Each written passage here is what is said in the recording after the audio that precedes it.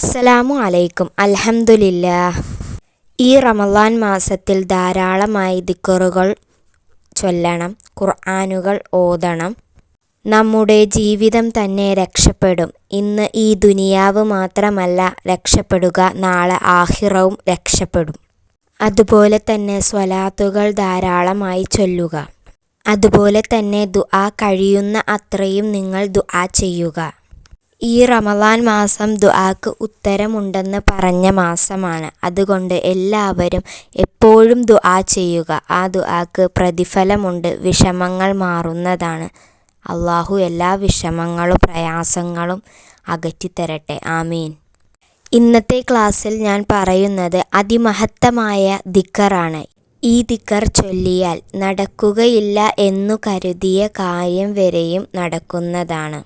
ഈ റമളാൻ മാസം ഇന്നത്തെ രാത്രി തന്നെ നിങ്ങൾ ചൊല്ലിക്കോളൂ.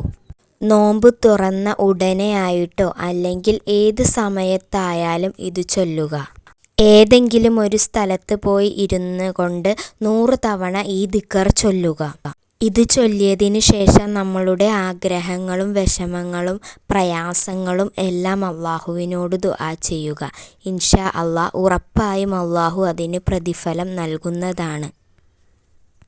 നോമ്പ് തുറന്നതിനു ശേഷമോ അല്ലെങ്കിൽ തറാവീഹ് നിസ്കാരം കഴിഞ്ഞതിനു ശേഷമോ ഈ ദിക്ർ ചൊല്ലാവുന്നതാണ്.